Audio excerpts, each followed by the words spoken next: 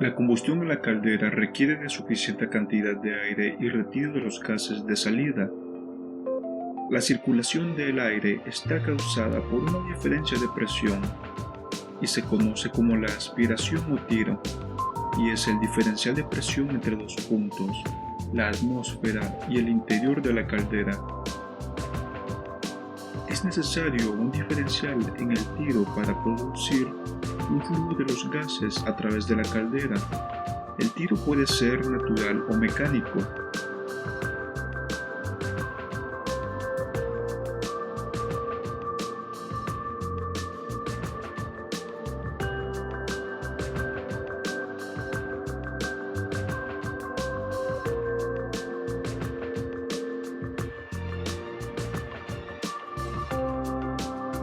Un tiro natural es proporcionado por la chimenea.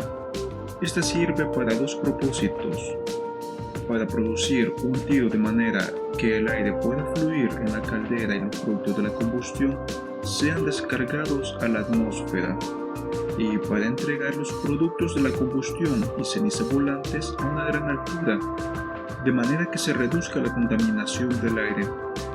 Los gases dentro de la chimenea están a una alta temperatura, mayor que la del aire circundante.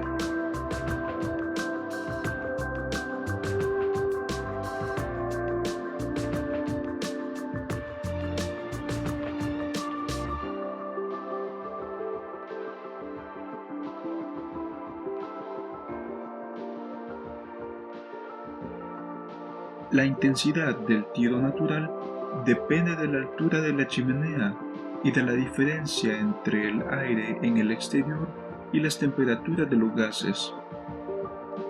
El tiro natural tiene sus limitaciones.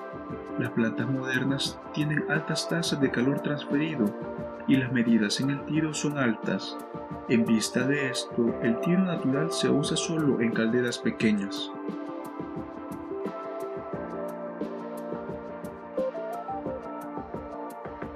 Las plantas modernas de gran tamaño usan calderas robustas de gran tamaño y capacidad, arriba de 100.000 kilogramos por hora. Tales calderas requieren de un tremendo volumen de aire, alrededor de 200.000 metros cúbicos por minuto, y una chimenea no puede proporcionar suficiente tiro para esta cantidad de aire. Por lo tanto, se requiere de un tiro mecánico y, por supuesto, siempre es necesaria la chimenea. En un sistema de tiro forzado, el ventilador está instalado cerca de la caldera. Este ventilador fuerza al aire a través del quemador, el economizador, el precalentador de aire y la chimenea. La presión de aire a través del sistema está sobre la presión atmosférica y el aire está forzado a circular a través del sistema. En un sistema de tiro inducido, el ventilador está instalado cerca de la base de la chimenea. Los gases quemados son extraídos fuera de la caldera, por lo tanto, reduciendo la presión dentro de la caldera a un valor menor que la atmosférica, se induce aire fresco en el horno. En la mayoría de los casos no es suficiente tener solo un tiro forzado o inducido. Para tener ventajas de ambos, se usa un tiro balanceado que use los dos: un tiro forzado e inducido con ventiladores, es decir, un ventilador de tiro forzado cerca de la base de la caldera y un ventilador de tiro inducido cerca de la base de la chimenea. La presión del aire debajo de la rejilla de la chimenea está sobre la presión atmosférica y aquella arriba de la rejilla está debajo de la atmosférica. En las grandes plantas termoeléctricas, cada caldera puede usar dos tiros forzados con ventilador y dos ventiladores con tiro inducido. En un tiro mecánico o artificial, el movimiento del aire se debe a la acción de un ventilador. Un tiro mecánico puede consistir de un tiro forzado o inducido o ambos.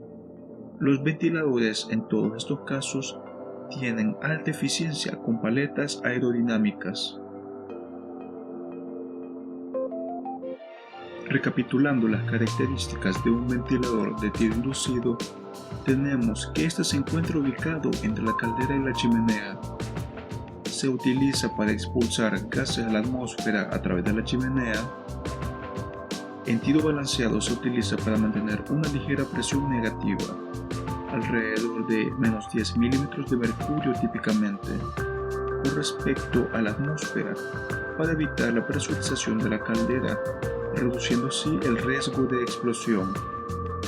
El tamaño es mayor ya que expulsa todo el aire secundario y el aire primario, y es el primero en arrancar según sea necesario para el funcionamiento seguro de la caldera y así evitar la presurización de la caldera.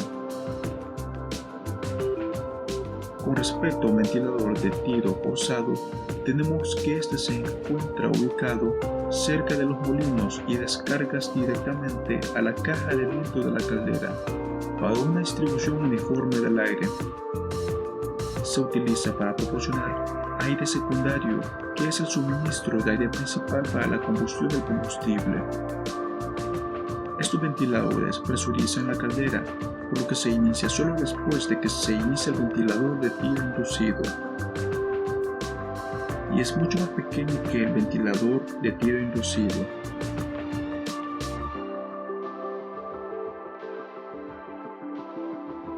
Como ya se ha mencionado, dentro de las plantas existe el aire primario y secundario. El aire primario veremos a continuación cómo funciona dentro de la planta.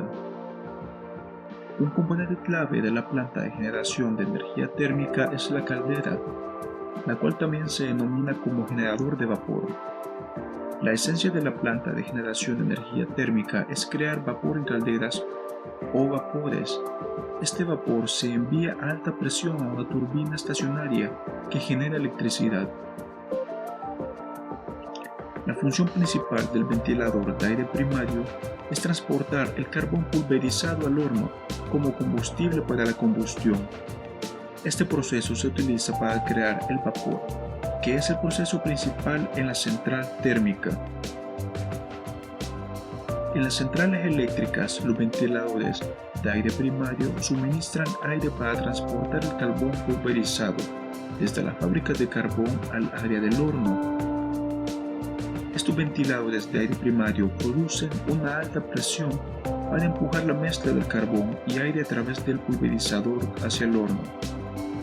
La configuración más común de los ventiladores de tiro utilizado como ventiladores de aire primario es el ventilador centrífugo curvado hacia atrás.